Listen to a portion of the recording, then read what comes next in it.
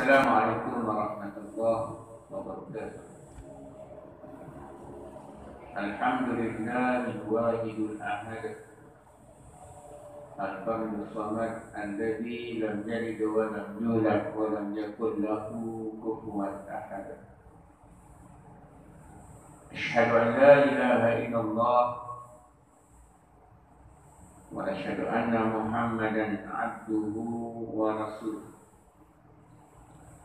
Allahumma salli wa sallim wa barik ala sayyidina wa nabiyyina wa habibina wa syafi'ina wa dhukrina wa maulana Muhammad wa ala alihi wa sahbihi wa tabi'ina lahum bi ihsanin ila yaumiddin. Rabbi shrah li sadri wa yassir li amri wahlul 'uqdatam min lisani yafqahu qawli. Rabbana zidna 'ilma warzuqna fahma. Allahumma ij'al li minastami'una al-qawl wa yattabi'una ahsana.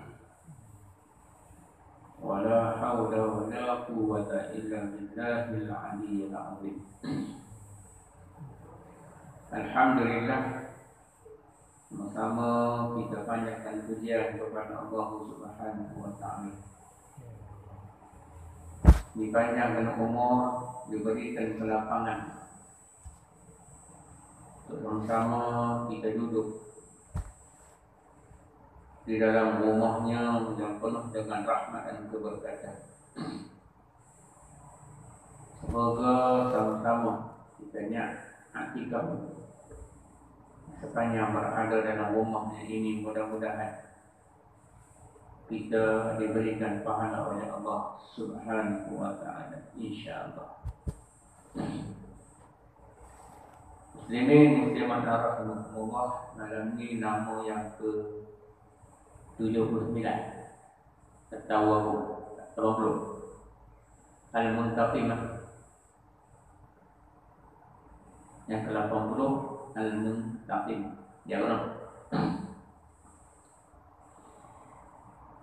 Bismillahirrahmanirrahim. Qala musannif rahimallahu ta'ala fi 'ulumihi fi darain, amin ya rabbal alamin. Nama yang ke-80 daripada Asmaul Husna, Al-Muntaqim. Al-Muntaqim. Maksud Al-Muntaqim, yang menyiksa akan mereka yang mendurhaka akan dia, yakni Allah. Jadi Allah sebut namanya kepada kita dengan nama Al-Muntaqim sebagai satu peringatan kepada kita yang dikurniakan akal oleh Allah Subhanahu wa ta'ala, supaya sepanjang hidup kita di muka alam ini kita sentiasa berwaspada, berhati-hati, berjaga-jaga, supaya tidak melewati batasan-batasan yang telah ditentukan Allah Subhanahu wa ta'ala. Karena jika sekiranya kita melewati batasan Allah Ta'ala, maka Allah akan menyiksa kita. Allah akan seksa kita seandainya kita kembali kepada Allah dalam keadaan membawa dosa yang kita tak bertaubat, tak minta ampun kepada Allah, ataupun kita membawa dosa sesama manusia yang kita tidak minta maaf kepada manusia tersebut. Jadi mau tak mau, Allah kena seksa kita. Allah kena seksa kita sebagai menunaikan janji daripada Allah Subhanahu wa ta'ala, dengan menyediakan syurga kepada orang yang beriman, orang yang taat, orang yang bertakwa. Dan Allah sediakan neraka untuk menyiksa bagi mereka yang kufur, tak beriman dan derhaka kepada Allah Subhanahu wa ta'ala. Jadi nama Al-Muntaqim ni peringat kita bahawa Allah Ta'ala akan seksa kita kalau kita lawan dia, kalau kita derhaka, kalau kita engkar. Namun Allah ni dengan sifat rahmat dia, dengan sifat rahim dia, Allah peringat kepada kita sebelum Allah seksa kita di hari akhirat. Jadi seksa ni Allah sebut nama Al-Muntaqim ni, ulama sebut nama ni adalah khususiah untuk menyiksa pada hari kiamat. Di dunia ni Allah tak seksa kita. Allah hanya timpakan musibah, bala untuk peringat kepada kita. Allah tak seksa lagi. Dengan nama Al-Muntaqim ni, Allah jadikan nama ni untuk Allah seksa kita di hari akhirat. Ni kata ulama. Tapi sebelum Allah seksa kita, Allah peringat kita. Kita baca Quran, Allah peringat. Berulang kali Allah peringat kita.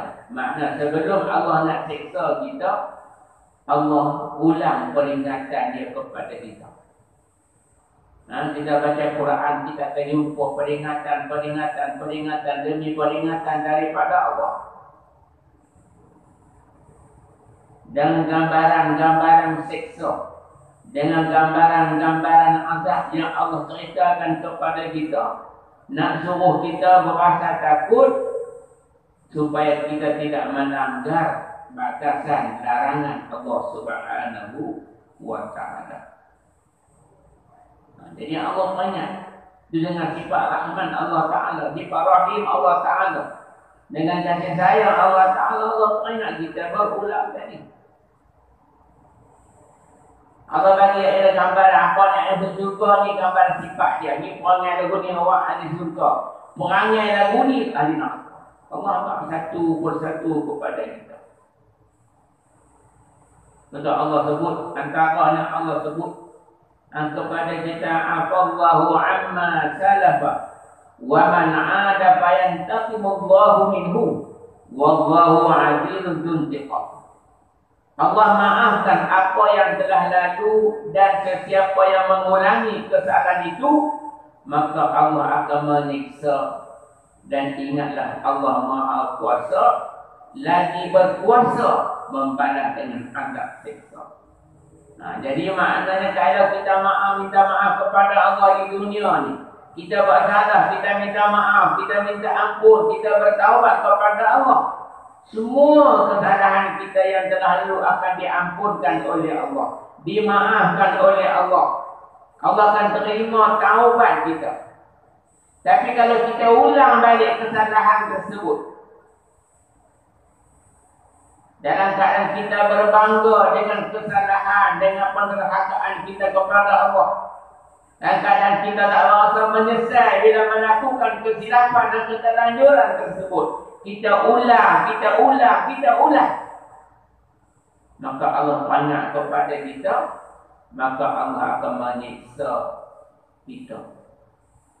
Dan Allah kata, ingatlah Allah Maha Kuasa, lagi berkuasa. Wallahu 'azizun dzuntiqam. Allah yang Maha berkuasa, siapa pun tak ada lawan dia. Batu tuan-tuan, kita kena jaga. Jaga diri kita. Dengan nama ni nak peringat kepada kita, supaya kita sentiasa berhati-hati ketika hidup di dunia yang sementara ini. Sebab bila Allah seksa kita, tak siapa boleh tolong kita. Mak ayah kita, hatta Nabi SAW tak boleh tolong kita. Kalau Allah dah nak seksa kita, siapa pun tak boleh tolong. Tak siapa boleh tolong kita. Maka kita akan menanggung penderitaan demi penderitaan sehinggalah selesai azab yang ditimpakan kepada kita oleh Allah Subhanahu wa ta'ala sebelum melayakkan kita untuk masuk syurga kalau masih ada iman dalam diri kita ketika kita bertemu dengan Allah. Tapi tuan-tuan, siapa sanggup? Tak siapa sanggup. Hari ini Allah uji kita, Allah timpakan musibah kepada kita pun kita dah tak larat dah. Musibah yang Allah bagi kepada kita hari ini dengan PKPB pun kita merasa tak larat dah ni. Bukan ada apa-apa semua disekat, tak boleh keluar orang kita lebih pada 3 orang. Tak boleh bebas macam dulu. Bukan ada apa-apa. Tu pun kita merasa nak semak perut dah. Kita merasa tak boleh duduk dah. Kita merasa rimai dah. Tu baru musibah. Bukan seksa daripada Allah. Baru musibah yang harus turunkan kepada kita. Nak meringat kepada kita. Bagaimana kita nak menanggung azab Allah. Tak boleh bayar. Yang kita tahu neraka ni bukan tempat yang cangkat. Bukan tempat yang cangkat, tempat yang dalam. Saya pernah sebut dulu neraka ni dalamnya kalau kita ambil seketul batu yang Nabi sebut. Batu tu berjalan selama 70 tahun tanpa mengetuh mana-mana benda. Turun berjalan 70 tahun baru sampai ke bawah-bawah. Cuba kita bayang. Kalau batu tu berjalan 1 minit sebatu, 1 jam 60 batu. 1 jam 60 batu. Kali dengan 24. Kali dengan 70 tahun. Berapa dalam neraka? Tu kita baca batu tu berjalan bergerak 1 minit 1 batu atau 1 kilometer. 1 jam 60 kilometer. Kalau 24 jam 20 jam kali 60. Kemudian jarak dengan 70. Kita boleh bayarlah berapa dalamnya neraka Allah Subhanahu wa ta'ala yang digambarkan kepada kita oleh Allah Al-Quran. Orang yang duduk dalam neraka tu apabila disiksa oleh Allah, diazab oleh Allah atas namanya Al-Muntaqim ini, ahli neraka akan meraung menjerit yang dalam tu pun ahli syurga dengar tuan-tuan. Dalam mana? Dia tak ada bayar. Tu pun ahli neraka jerit tu ahli syurga dengar. Nampak hebatnya siksa yang Allah kenakan kepada ahli neraka. Kita tak boleh bayar tuan-tuan. Dan kita pun tak mau bayar, dan kita pun tak mau tengok azab Allah Subhanahu wa ta'ala. Dan kita tak mau. Yang kita minta kepada Allah supaya kita boleh lintas sirat, tak jatuh dalam neraka yang ada di bawah sirat. Itu kita minta kepada Allah, kita berdoa kepada Allah. Yang inilah yang diminta jaminan oleh Rabi'atul Adawiyah tatkala mana Imam Hasan Al-Basri pimpinan dia. Imam Hasan Al-Basri pimpinan dia boleh terima pembinaan Hasan Al-Basri. Dia kata kalau Imam Hasan Al-Basri boleh bagi jaminan 3 perkara. Kalau boleh jamin 3 perkara yang dia boleh dapat, maka dia akan terima pembinaan Imam Hasan Al-Basri dan akan berkahwin. Yang pertama, boleh tak Imam Hasan Al-Basri jamin dia mati dengan kalimah la ilaha illallah? Tuan-tuan, apa boleh jamin kita mati dengan kalimah la ilaha illallah? Tak ada orang boleh jamin. Jaminan itu ada pada diri kita yang bertakwa, yang beriman kepada Allah sehingga ke akhir hayat. InsyaAllah kita boleh mati dengan kalimah la ilaha illallah. Yang masalah kata aku tak jamin. Susah yang pertama ditolak. Yang kedua, wa ma'adha basihan jamin tak aku boleh jawab soalan muka nakir. Kita semua akan masuk kubur. Bila orang bakal balik ni, kita akan berhadapan dengan dua malaikat yang diutuskan oleh Allah untuk tanya kita. Yang soalan semua kita tahu, jawapan semua kita tahu. Ibn Abdul Adawilah minta jaminan daripada Imam Al-Ghazali. Hang boleh jamin tak aku boleh jawab soalan semua? Tak ada siapa. Imam Al-Ghazali kata aku tak ada jamin. Tak ada jamin tak ada. Kita tak ada jamin. Yang boleh jamin dari kita tuan-tuan. Apabila kita hidup beriman, bertakwa kepada Allah. Kita tak langgar arahan Allah, tak derhaka kepada Allah. Baru kita boleh jawab. Man rabbuka wa ma naduka wa ma qiblatuka wa ma dinuka. Semua kita boleh jawab insya-Allah. Isyarat dan duduk kat dunia, taat patuh kepada Allah, tidak derhaka kepada Allah Subhanahu wa ta'ala. Tak mampu dah. Mak kita tak ada jamin kita. Mak kita boleh ajak kita mengucap waktu nak mati. Belum tentu kita boleh mengucap dua kalimah syahadat. Belum tentu dah. Belum tentu. Kalau boleh mengucap alhamdulillah. Man qala la ilaha illallah dan qala jannah insyaallah surga. Tapi kita mak kita tak ada jamin. Kita pun tak ada jamin mak kita mati dengan kalimah tersebut. Mak kita boleh ajak dia ketika kita duduk dekat telinga dan kita talqin dia waktu dia nak mati. Kalau dia boleh sebut alhamdulillah, doa kita makbul. Mak kita mati dengan kalimah la ilaha illallah. Jadi kita tak ada jamin. Jadi Imam Ghazali tak jamin ditolak. Yang ketiga dia kata kau boleh jamin tak aku boleh lintas sirat ni masuk ke syurga, tak jatuh dalam neraka. Tuan-tuan, bawah tu neraka tempat yang disediakan azab oleh Allah Subhanahu wa ta'ala. Yang Allah sebut hal ataka hadithul ghashiyah wujuhun yawma'in khashi'ah 'amilatun nasibah tasla narun hamiyah tusqa min 'ainin aniyah laisa lahum ta'amun illa min dhari' la yusminu wa la yughni min ju'. Allah sebut bagaimana orang yang dilempar ke dalam neraka. Dia belenggu tangan kaki dia diikat di tenggok, dia belenggu umpama bentuk bulatan dan dihumbankan, dilempar ke neraka, maka bergolek-golek dah diri tersebut ke api neraka Allah Subhanahu wa ta'ala yang sedang menantinya. Bagaimana nak lari tuan-tuan? Tangan duduk kat tengkok, kaki duduk tengkok, Allah belenggu, Allah ikat. Lempar, malaikat lempar neraka. Macam mana nak lepas? Nak lari lah? Tak boleh lari tuan-tuan. Tangan kaki diikat. Siapa nak tolong? Tak ada orang tolong. Kat dunia ni orang ikat tangan kita, orang balung kita, insya-Allah ada orang tak akan tolong kita. Tapi dalam neraka tak ada siapa nak tolong. Itu penderitaan yang kita agak alami. Allah sediakan seksa. Dari manusia aku tak jamin. Jadi tuan-tuan, kita kena bayar semua benda.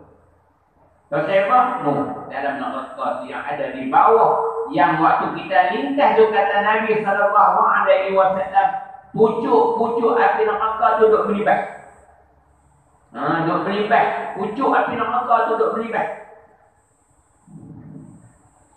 Kalau melibat terkena kaki kita jatuh. Alhamdulillah. Kita nak lintas sirat tu lagu mana Allah wa'ala. Cuma doa saja Allah, bila aku dah lintas sirat ni sepatah silap. Doa kita yang tu yang kita. Tapi tak tahulah bagaimana iman kita, bagaimana amal kita ketika kita mati. Kita takut dan tuan.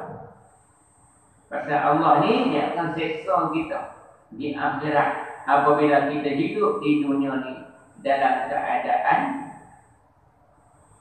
engkar melanggar arahan Allah Subhanahu wa ta'ala. Itulah tuan-tuan, satu peringatan daripada Sayyidina Abu Bakar radhiyallahu anhu. Dia peringat kepada kita bila kita duduk kat dunia ni, antaranya dia peringat kepada kita jaga lidah kita. Pasal apa? Lidah ni juga antara salah satu asbab akan menyebabkan kita dianggap oleh Allah Subhanahu wa ta'ala dalam neraka. Kata Sayyidina Abu Bakar, ketahuilah, setiap kata dan kalimah yang terlontar daripada lidah kamu, ada malaikat yang mencatat. Ingat, bila kita cakap, ingat, ada yang catat. Ni, kiraman katibina ya'lamuna ma taf'alun. Hidup kiri kanan kita akan detik. Kita cakap nak tanpa pun. Hak baik ke, hak buruk ke, kita bisik ke. Kiri kanan ni, malaikatnya akan detik. Dia tengok pesan banyak kepada kita, setiap lisan di perkataan yang keluar dari lidah kita ini akan dicatat oleh malaikat yang ada di kiri kanan kita. Dan kata dia lagi, kamu perlu bertanggungjawab di hadapan Allah Subhanahu wa ta'ala. Kita kena bertanggungjawab. Cakap tu dicakap, jangan pakai cakap itu juga. Kita kena ada garis panduan nak cakap dan tambah. Tak boleh keluar itu duka kita. Pasal ni malaikat cantik. Hak elok malaikat belah kanan cantik. Hak tak elok malaikat belah kiri. Rofik tengah hati depan cantik. Depa tak tidur nak tuan. Depa tak tidur. Kita yang tidur. Tapi kalau kita tengah tidur duk cakap, depa tak tulis. Pasal ni luar pada pemikiran. Dia terkeluar. Tak apa dah tu. Ni hak yang waktu sedap ni. Sebab tu peringatan dari Allah dari kepada Allah tengok bakal apa lagi. Maka bercakaplah dengan perkataan yang baik dan untuk tujuan mulia. Maknanya kita cakaplah benda baik. Hak kita cakap ni benda mulia. Untuk apa datang? Untuk mencari redha Allah Subhanahu wa ta'ala. Jadi kita kena jaga. Pasal kita akan dipertanggungjawabkan di hari akhirat. Setiap kalimah, setiap perkataan yang keluar akan dipertanggungjawabkan di hadapan Allah. Yang Allah akan tunjuk balik kepada kita apa yang telah kita ucapkan di dunia. Sebab tu orang-orang yang duk cakap main ikut kau tu ada kau. Dia cakap keluar ikut dan ada kau. Duk hina ulama, duk hina tutup buku, duk hina Islam, duk hina hukum-hukum Tuhan. Duk sebarkan fitnah, semua ni dia. Kita bimbang tuan-tuan, bila sampai di padang mahsyar, Allah akan seksa kita dalam neraka. Sebab apa yang terkeluar daripada lidah kita. Sebab itu Sayyidina Abu Bakar ungkapkan ayat Quran, la khaira fi katsirin min najwahum illa man amara bi sadaqatin aw ma'rufin aw salihin bainan nas. Tidak ada kebaikan pada kebanyakan perkataan mereka. Makna apa yang kita cakap ni tidak ada kebaikan kecuali ucapan daripada orang yang menyuruh memberi sedekah. Hak kita cakap ni adalah perkataan yang mengajak orang untuk melakukan infak, melakukan sedekah. Mailah sumbangan nak buat masjid, mailah sumbangan nak buat derma, mailah sumbangan nak tolong orang susah, mailah sumbangan nak bagi untuk pelayanan Palestin. Kita ajak orang untuk sedekah, infak. Tuan-tuan nak beli tanah kubur, mainlah. Semangat untuk beli tanah kubur. Ini adalah perkataan-perkataan yang baik, yang mulia untuk mendapat redha Allah Subhanahu wa taala. Yang kedua, ialah perkataan kita kedua untuk mengajak orang berbuat ma'ruf, ajak orang buat baik. Mainlah kita pergi mengaji. Mainlah kita pergi sembahyang jemaah. Jom kita buat benda-benda baik. Mainlah kita ajak orang untuk buat benda baik. Ajak orang untuk melakukan kerja-kerja yang dinamakan kebajikan, yang dinamakan kerja-kerja amal soleh. Kita ajak orang ta'muruna bil ma'ruf. Kemudian yang ketiga kata Allah, perkataan yang keluar lidah kita ialah perkataan yang mengadakan perdamaian. Ajak orang yang berkelahi jadi baik. Kita damaikan antara manusia yang berkelahi. Yang tak kebok dah 4-5 tahun, kita satukan hati mereka, damaikan mereka. Yang inilah yang dikatakan benda baik, yang kalau kita buat, Masya Allah. Tapi kalau keluar teruk tu, hak lain benda tu, kita tanggungjawab. Yang kita takut, apabila kita berhadapan dengan Allah, dalam keadaan kita mati tak bertaubat kepada Allah, asbab perkataan itu Allah gumbankan kita dalam neraka. Dan Allah yang bernama Muntaqim ini akan seksa kita dalam neraka. Na'udzubillah. Asumma na'udzubillah. Jadi tuan-tuan, marilah kita jaga. Kita nak ingat jaga siang malam kita kena pati. Ini dosa banyak mana dah dengan Allah Ta'ala. Bertaubat kepada Allah, minta ampun kepada Allah, supaya kita terlepas daripada siksaan Allah Subhanahu wa ta'ala. Kita tak mau bila sampai dalam neraka Allah, kita dapat Allah bagi makanan, tapi makanan itu tidak menghilangkan kelaparan kita. Kita dahaga, kita minta minuman daripada Allah, Allah bagi minuman, tapi minuman itu tidak menghilangkan haus dan dahaga kita. Sebaliknya makanan dan minuman yang kita diberi oleh Allah Ta'ala bila kita minta, membawa penderitaan, penyelesaian lebih dahsyat. Sebab apa yang diberi oleh Allah, dia bukan nak bagi kenyang, tapi Allah akan menambahkan siksa kepada kita. Kita makan, kita minta kepada Allah makanan, Allah bagi buah goreng. Buah goreng ni Allah subak dalam mulut kita. Kita bayangkan tuan-tuan, buah goreng ni dia tak ada, dia duri keliling, kemudian busuk, pahit, panas. Kita bayanglah buhlah mulut kita. Kita bayang masuklah nak lepas muka pun terseksa. Kemudian masuk dalam perut, terbelik dengan orang usul-usul perut kita. Kemudian dia keluar, kita boleh bayang. Tak ada bayang tuan-tuan, bagaimana penderitaan yang akan dialami oleh orang yang diberi makanan yang bernama buah goreng. Tu yang mengaun dalam neraka tu sampai hari syurga, duduk di atas tu, dengar. Padahal dalam tu. Saya tak ada bayang tu. Allah bagi minuman. Bila kita minta minuman, Allah bagi minuman. Tuan masuklah, Masya Allah. Na'udzubillah. Semua untuk membawa penderitaan yang sebenarnya tidak mampu ditanggung oleh mana-mana manusia. Jadi marilah kita bawa kehidupan kita untuk menjadi manusia yang tidak derhaka kepada Allah Subhanahu wa ta'ala. Dan kalau kita tengok maksud dalam kitab zikir, dia kata apa? Dia kata Al-Muntaqim ni Allah Ta'ala membalas segala perbuatan dan memberi hukuman.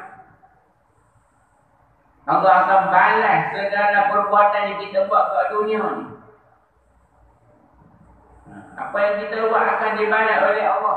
Dan Allah akan hukum kita dengan hukuman yang setimpal, dengan kesalahan, dengan kejahatan, dengan penderhakaan kita kepada Allah Subhanahu wa taala.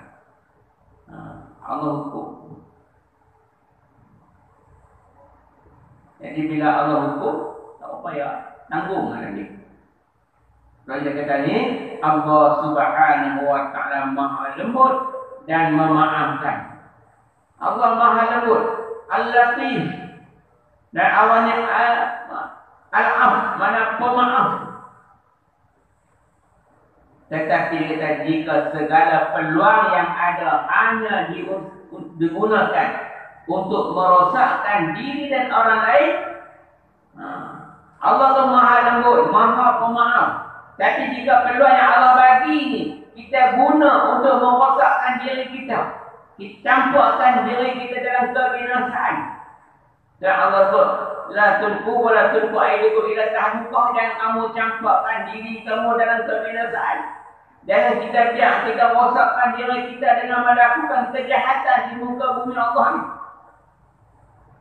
Jangan kita biar diri kita bergelomang dengan dosa, tu mana kita rosakkan diri kita. Nabi Adam alaihi salam hanya makan buah yang dilarang oleh Allah surga 40 tahun meminta ampun kepada Allah. Rabbana zalamna anfusana wa illam taghfir lana wa tarhamna lanakunanna minal khasirin. 40 tahun lagi baru Allah temukan dengan Hawa di padang Arafah. 40 tahun tu makan buah satunya. Ni buah ni. Satu kesalahan, satu kesilapan. Kena. Tu pun 40 tahun. Kita tak tahu. Nabi Yunus alaihi salam, dia keluar ke tempat dan tinggalkan kaum dia. Akhirnya dia dimakan oleh ikan nun. Berapa lama? Ada ulama kata 40 hari duduk dalam perut ikan nun meminta ampun kepada Allah. La ilaha illa anta subhanaka inni kuntu minadh dhalimin. 40 hari dah kan. Bukan buat jahat pun. Cuma tinggalkan kaum dia yang keadaan tak mau beriman, dia cemuh, dia menduat dah. Dia ajak dia untuk beriman kepada Allah, dia tinggalkan dia apa? Akhirnya Allah masukkan dia dalam perut ikan nun 40 hari. Sebut la ilaha illa anta subhanaka inni kuntu minadh dhalimin. Dia bangga diri dia adalah orang yang zalim. Tu baru satu tuan-tuan. Ni kita bukan satu. Tak tahu dah. Na'udzubillah. Jadi Allah bagi peluang kepada kita, tapi kita guna untuk merosakkan diri kita dengan biar diri kita engkar kepada Allah, buat dosa kepada Allah, dan kita buat dosa zalim kepada orang lain, buat naya orang. Maka dia kata ini, Allah tidak akan membiarkan orang itu terlepas begitu sahaja. Allah tak akan lepaskan kita macam tu saja. Dunia bolehlah kita guna hakim, guna peguam, guna pendakwa raya, kita boleh terlepas. Hukum bela kita, dia pandai cakap, dia pandai pusing, terlepas. Salah pun boleh terlepas. Tapi di akhirat kita tak boleh terlepas daripada kesilapan, kesalahan, kejahatan yang kita buat di muka bumi. Pasal saksi banyak. Yang pertama saksi apa dia? Buku catatan amal yang kita buat. Itu saksi. Yang kedua apa saksi dia? Ni tangan kaki kita ni jadi saksi.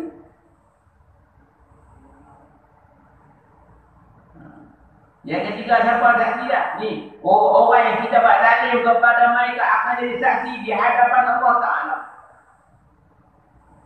Di mana saksi banyak tuan-tuan? Kita tak boleh terlepas. Dia kata Allah tidak akan membiarkan orang tu terlepas begitu saja. Kita tak akan terlepas. Maknanya kita akan dihukum oleh Allah. Jadi kita takut. Dan dia kata lagi, orang-orang kafir dan mereka yang jahat akan disiksa setimpa dengan kejahatan mereka di akhirat kelak. Jadi orang yang kufur kepada Allah, orang yang jahat yang derhaka kepada Allah akan disiksa setimpa dengan kejahatan yang dilakukan. Inilah pokok dia yang kita baca sejarah. Rabbana absarna wa sami'na farji'na na'mal salihan inna muqinun. Pokok ni.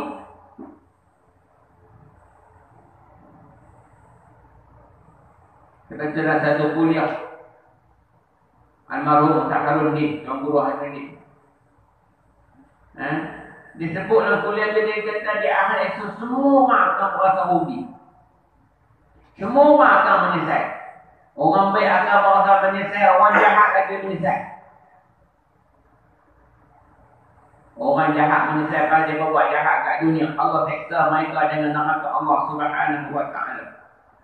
Orang baik dia menyesal. Pasal apa? Dia dapat ganjaran pahala yang sedikit daripada kebaikan dia buat di muka bumi.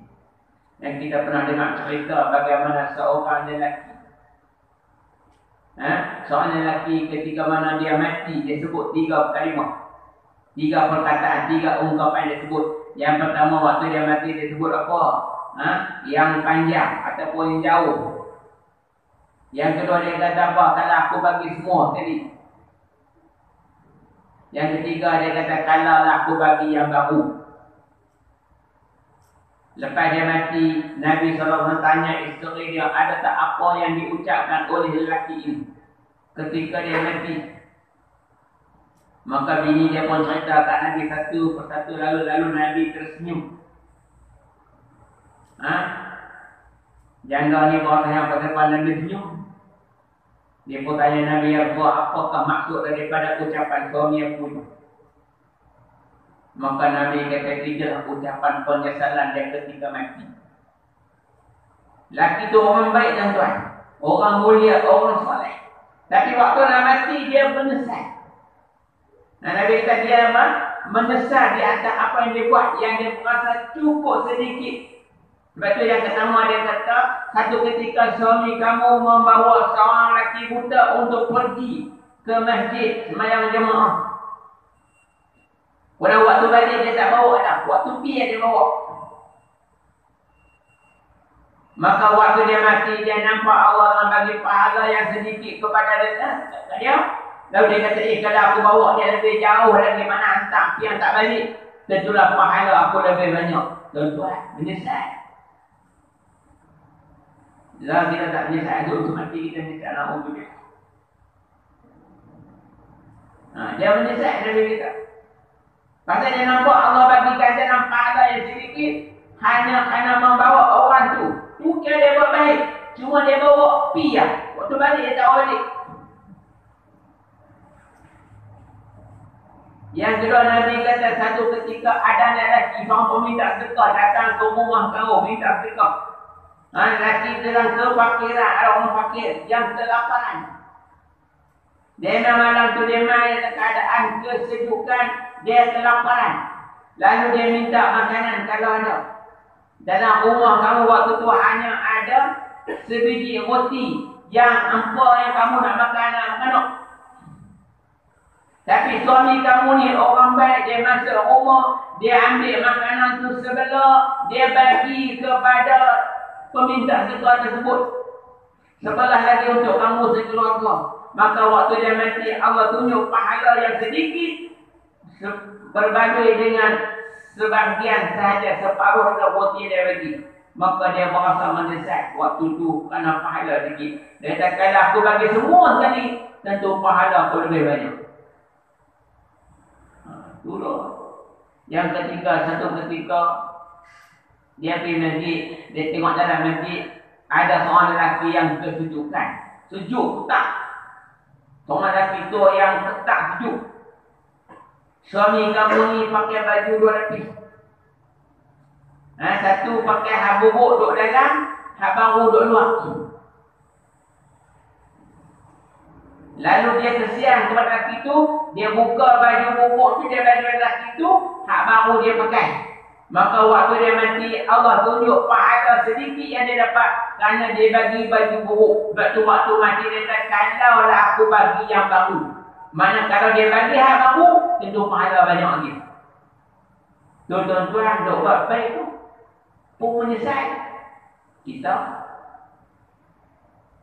agak-agak kita masak di rumah kita nak bagi kat jiran, kita bagi waktu lah.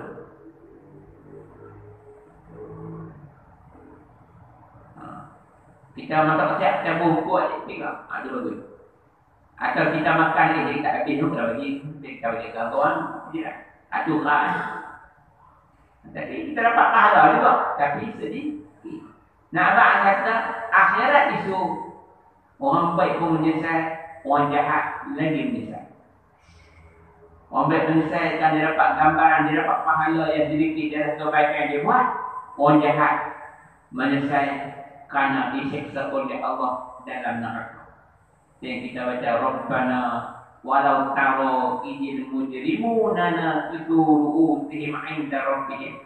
Allah gambarkan kepada walau taro idil mujrimun. Kamu lihat orang-orang yang berdosa, mujrimun, orang yang berdosa. Waktu kat dunia buat jahat, derhaka kepada Allah, lawan Allah. Ni walau taro idil mujrimun, kamu tengok bagaimana dia puan tunduk malu di hadapan Allah Subhanahu wa ta'ala. Lepas tu dia berkata, Rabbana abasana, wahai Tuhan kami, abasana, kami dah tengok azab kamu ya Allah.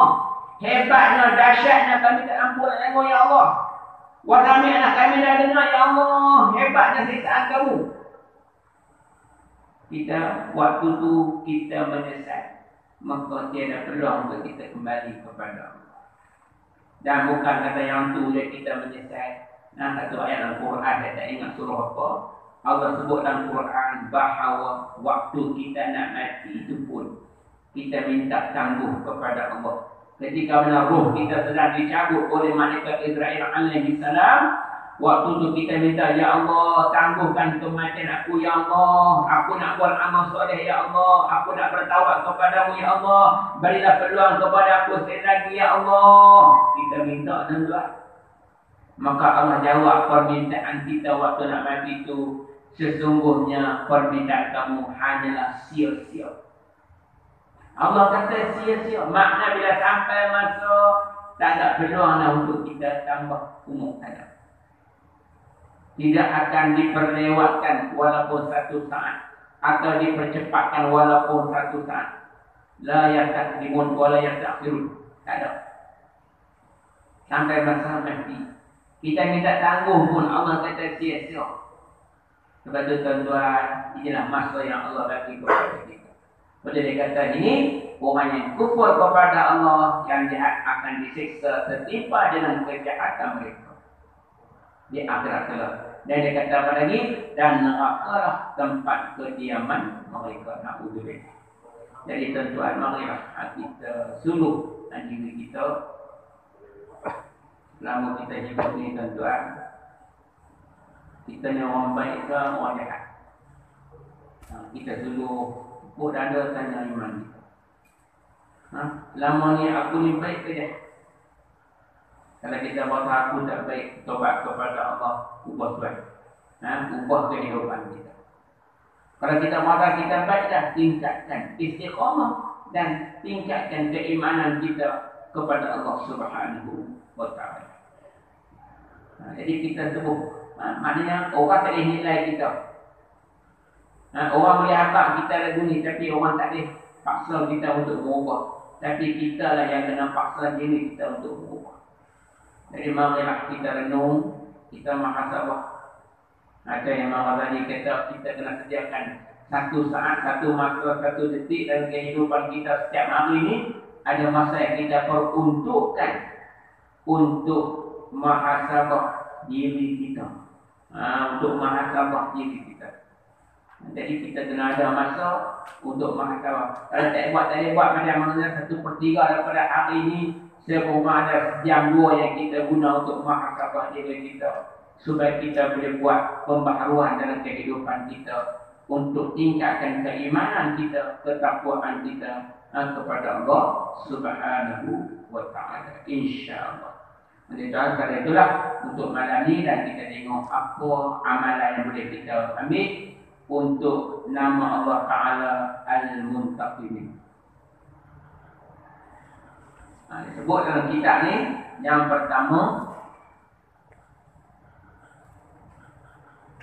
kita baca yang Muntaqim ni beberapa kali di hari Jumaat antara Asar dan Maghrib.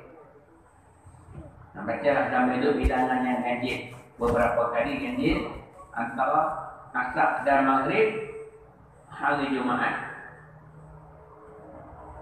Lepas tu baca Fatihah. Sebelum masuk Maghrib tu baca Fatihah. Apa kelebihan dia? Antaranya ialah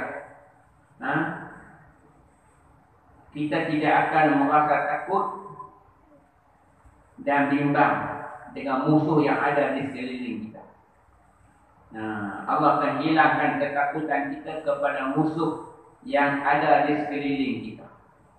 Kalau orang nak jahat pun, insya-Allah kita baca ni, Allah akan pelihara dan kita tak akan takut. Sebab kita akan rasa puak ni tak apa.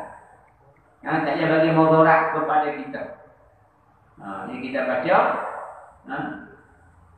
yang Muntaqim ini sebelum antara Asar dengan Maghrib hari Jumaat. Dan sebelum Maghrib tu baca Fatihah. InsyaAllah kita tak akan takut dengan musuh yang ada di sini. Kita ada musuh banyak. Musuh kita banyak. Manusia yang dengki, yang kianat, semua. Yang kedua,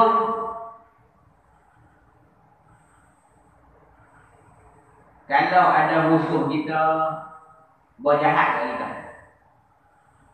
dia buat jahat kita. Jadi kita merasa nak balas. Sebab dia buat jahat, kita merasa nak balas di atas kejahatan yang dia buat. Jadi kita tak payah balas dengan perbuatan kita. Kita hanya balas dengan cara mana? Baca yang Muntaqim ni. Beberapa kali setiap hari dalam bilangan yang ganjil, waktu mana pun tak apa, niat supaya Allah balas di atas kejahatan yang dibuat atas kita. Mana kita minta Allah balas. Bukan kita balas, Allah balas. Jadi Allah balas. Kita minta bagi Allah balas. Jadi baca yang Muntaqim ini setiap hari beberapa kali. Kalau ada musuh yang buat jahat kita nak balas tak payah. Payah kita minta ke Allah Ta'ala. Itu amalan daripada dua amalan yang boleh kita guna untuk nama Allah Ta'ala Al-Muntaqim. Jadi insyaAllah mudah-mudahan kita sampai ada kebaikan untuk diri kita semua. Mudah-mudahan kita semua mendapat pengampunan, pemeliharaan daripada Allah Subhanahu wa Ta'ala. Yang baik daripada Allah, yang kurang sama-sama kita minta ampun kepada Allah. Wallahu a'lam wa iyam. Al-Fatihah. A'udzu billahi minasyaitonir rajim. Bismillahirrahmanirrahim. Alhamdulillahi rabbil alamin arrahmanir rahim maliki yaumiddin. Iyyaka na'budu wa iyyaka nasta'in ihdinas siratal mustaqim. Siratal ladzina an'amta 'alaihim ghairil maghdubi 'alaihim waladdallin. Bismillahirrahmanirrahim. Alhamdulillahi rabbil alamin wassalatu wassalamu ala rasulil karim wa ala alihi wa sahbihi wattabi'ina lahum bi ihsanin ila yaumil. اللهم افتح علينا فتوحا عارفنا بحكمتك واجعل علينا رحمة وذكرنا ما نسينا وعلمنا ما جهلنا يا ذا الجلال والإكرام. ربنا أتم لنا نورنا واغفر لنا إنك على كل شيء قدير. ربنا آتنا في الدنيا حسنة وفي الآخرة حسنة وقنا عذاب النار. وصلى الله على سيدنا محمد وعلى آله وصحبه أجمعين والحمد لله رب العالمين. InsyaAllah tuan-tuan, hari esok Ustaz Ahmad Usam di Masjid Al-Osmaniyah Batu Nikah. Selamat hari.